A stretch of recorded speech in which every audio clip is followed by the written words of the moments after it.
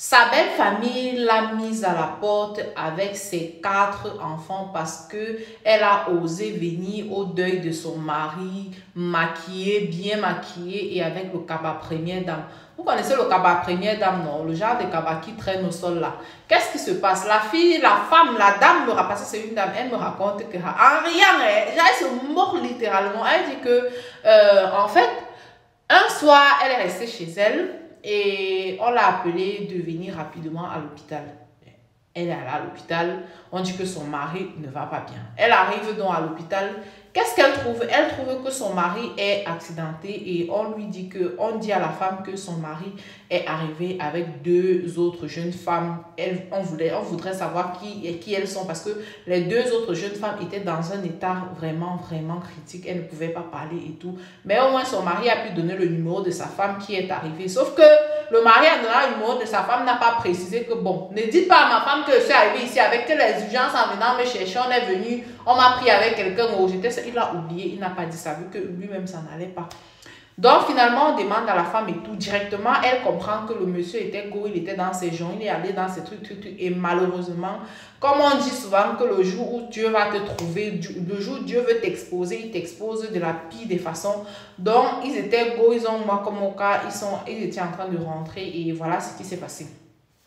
Donc, qu'est-ce que la femme a fait? Dès qu'on lui a dit ça comme ça, là, elle a repris ses pieds, elle est rentrée chez elle tranquillement. Pendant que la famille s'agitait encore pour dire qu'on va faire comment de notre frère. Madame, pourquoi tu ne viens pas voir ton mari à l'hôpital? C'est monté, c'est descendu. Elle ne gérait rien parce qu'elle savait ce qui s'est passé en fait. Elle savait pourquoi, le pourquoi du comment. Finalement, le monsieur a avoué que voilà ce qui s'est passé. Si je suis arrivée avec les 2 jeunes là, c'est parce que et tout.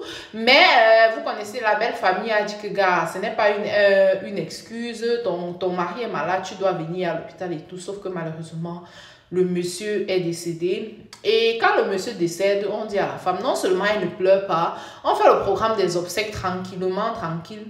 Elle ne se gêne même pas. Le jour du deuil, elle s'est bien maquillée, elle a mis ses ongles, elle est venue avec son cabas première dame qui tirait le sol, on a fini l'enterrement. Elle est rentrée chez elle sans pleurer, sans... Genre, aucun remords, c'est ce qu'elle dit, aucun remords.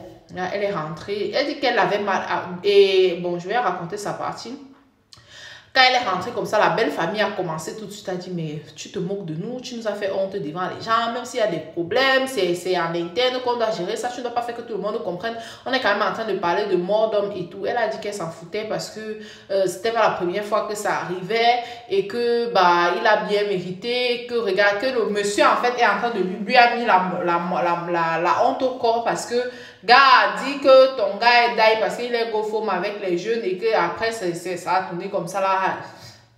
Donc du coup elle a dit qu'elle ne gérait elle rien. Donc du coup la belle famille s'est entendue, on est venu, on lui a dit de sortir de la maison et de s'en aller. Maintenant, elle dit qu'elle a même envie de chercher des huissiers pour constater qu'on l'a mise à la porte et elle a même envie de chercher des gens pour la défendre. Mais qu'en réalité, elle s'en fout parce que si son mari de son vivant ne la voulait pas vraiment, genre s'il la voulait, il ne serait pas allé. Ça veut dire que c'est même mieux qu'on l'ait mise dehors comme ça. C'est vrai que c'est difficile de recommencer tout. Mais heureusement pour elle, elle avait une activité financière rentable. Elle a une activité financière rentable et qu'elle peut quand même continuer sa vie. Donc voilà, elle m'a raconté ça comme ça. Je ne sais pas si c'est son histoire ou bien si c'est une histoire inventée, mais franchement, c'est bizarre. Gars, quand même, tu pouvais pleurer, non, Marco, c'est comment? En tout cas, moi, je ne sais pas, peut-être que c'est vers ouvrir le champagne bien beau. En tout cas, les amis, qu'est-ce que vous en pensez?